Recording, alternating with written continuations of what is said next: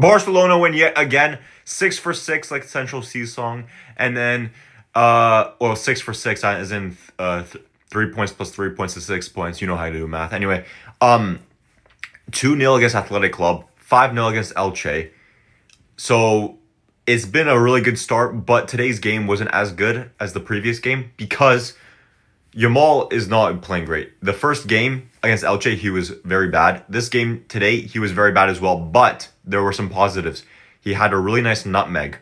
Wow, a nutmeg. Anyway, yeah, he had a really nice nutmeg. He had a few good passes, but his finishing was awful. I feel like his finishing has never really been incredible. Like for the longest, like he has some great instances where he's scored like really good goals, obviously, but like I'd say like 80% of the time his finishing has been awful for the most part, something like that. It's like really bad, which is weird because you play football every single day. Surely your finishing should get better, but it just doesn't get better. I don't understand it. And his dribbling wasn't even good today. Usually his dribbling is incredible. Yes, he had a few instances like that, one nutmeg, and a few other times, but yeah, he needs to wake up because he's not been playing great, Yamal. He has to. I don't know if some. I think I saw something that some personal stuff is going on with him. So maybe it's because of that. It's affecting his performances. So hopefully that can get resolved and he can start playing better. Because obviously we need the entire team playing good. Rodri came on out as a sub in this around the 60th minute. Raphinha came off early, very early, like around 60 minutes. It was super weird. I don't understand why he got subbed off super early. I was kind of good that he got kind of glad that he got subbed off a bit early because I don't want him to get hurt. When I felt like Barca were gonna win the game. It was only 1-0 at that point, but I did feel like Barca were gonna win. So I feel like taking him off was a bit of a good move from Flick. Plus, it's not even like it's not even like he put on bad players. He put on Olmo and Rodri. So, good substitution there, I guess. And then, I'll talk about the game in a sec. Yeah, let's start talking about the game now. So the game starts off. What can I remember? I'll try to keep this video short and sweet, around 8 minutes long, so I can get mid-roll ads. But what happens?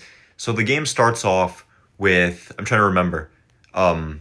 Please bear with me. We can talk about the UCL draw as well for Barcelona's opponents right after this. But the Raphinha hits. Yeah, that's right. He hits the post from a header. It was a really good ball. Was it Javi Espartu who passed the ball from across to Raphinha, I think, and then Raphinha headers it, hits it off the post. It was such a well executed header, but unfortunate that it didn't go in. And then I don't even want to talk about Yamal's finishing. Like there were so many different like there's one instance where his shot was so bad. He was 1-on-1 with the goalkeeper. He had Gordon he could have passed to for his first ever Barcelona goal, and he shoots it straight into Unai Simon's shoulder from 1-on-1 position.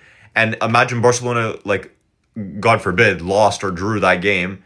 Bro, they could have won the game if or not lost if you finished that. You know what I mean? So you can't be wasting chances like that. Like Yamal's got to wake up. That's what I mean.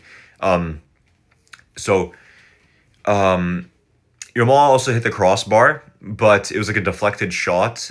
And then, but that was in the second half. But then the first goal comes from a Pedri pass. That was what a pass that was, by the way. It was one of the best passes I've seen all day.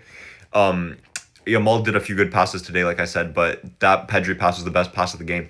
It was a line breaker straight through the defense. Raphinha's through on goal, goes around the goalkeeper.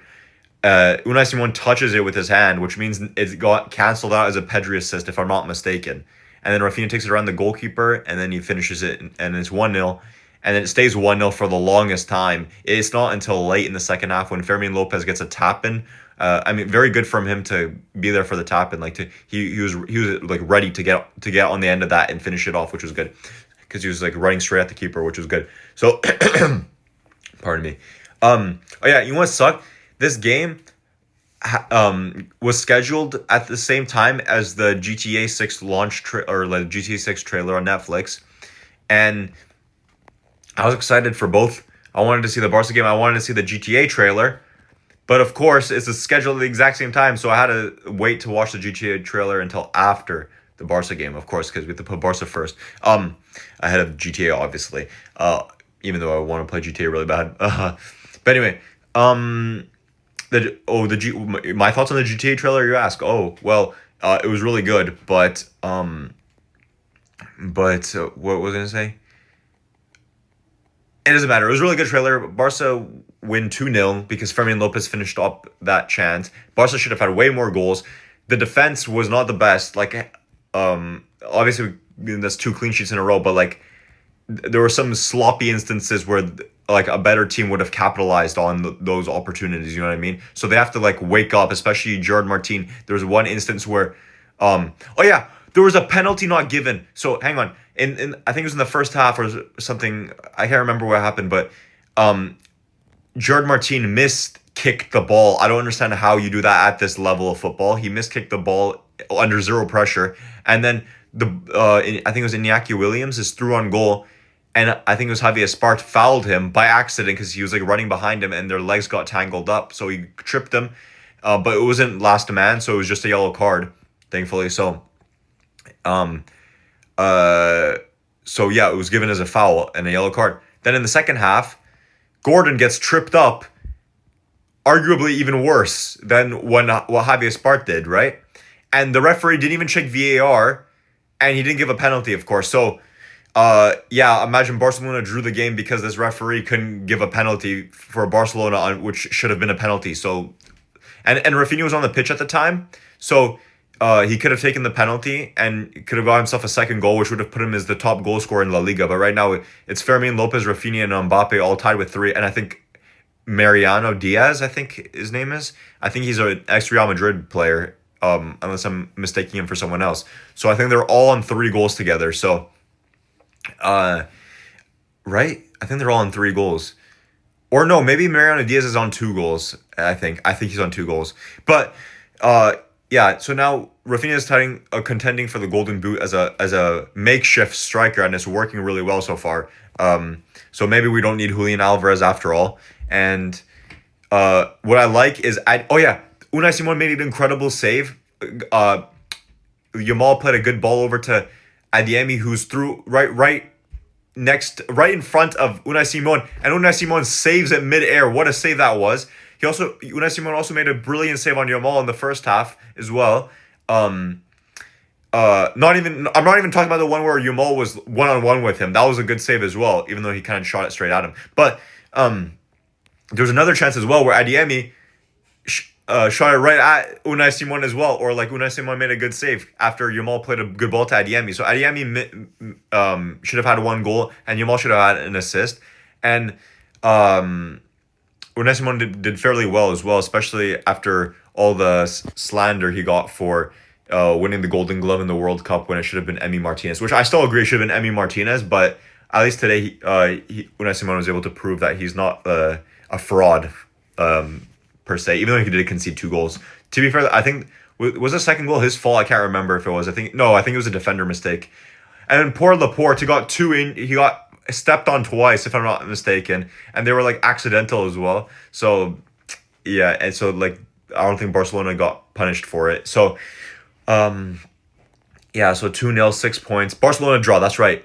So maybe this video will be a bit longer. It's over 8 minutes already. So the Barcelona draw they got Man City at home. I'm not going to talk about like the Galatasarays and the Comos and stuff like that. I want to talk about the 3 main ones: Aston Villa, PSG, and Man City. Those are like the 3. Obviously, those other teams could still like pose trouble to Barcelona, but this video is gonna be way too long if I talk about every single one individually. So the 3 main ones: Aston Villa, they lost 4-0 to Brighton the other day. They lost Ollie Watkins. They lost Ezri Konsa. So I feel like Barcelona should do really well against them, especially after they lost 4-0 to Brighton, if I didn't say that already. Yeah, so Barcelona should be able to deal with them. I'm expecting 24 points out of 24 points, okay? Man City at home, which is good. Right? Was Aston Villa away? I'm pretty sure Aston Villa's away, and Man City's at home. And Man City just beat Bournemouth 2-1, but they were pretty awful until very late on when Cherki got subbed on, and he created those 2 chances for Vardiol and Guehi. So, yeah, it's not the same Man City. Obviously, Barcelona now have Rodri, their arguably best player. Obviously, I think Haaland is probably better, but Man City is like nothing without Rodri. I feel like obviously that could come bite me in the Bunda later, but you know what I'm trying to say. Like he's like the Sorry, my video stopped recording for a sec. He's the heart of the team. That's what I'm trying to say, Rodri. And without them, like we saw on Saturday, it was I think, or Sunday. It was Sunday that City can do anything until like the last few minutes against Bournemouth at home, and now Barcelona will be at home against them. So I'm expecting 3 points there, and then finally PSG away.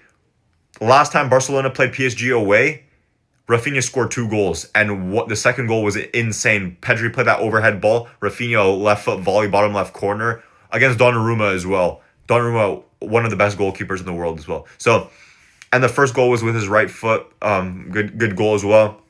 And then Christensen scored that game as well from a header. So I'm expecting Barcelona to get 3 points there again. Obviously, it's not going to be easy, but that'll be an exciting watch. And I appreciate you guys if you made it this far. You can follow my socials like Instagram, Snapchat, whatever else in the description. Like, comment, subscribe. Thanks for watching. Bye.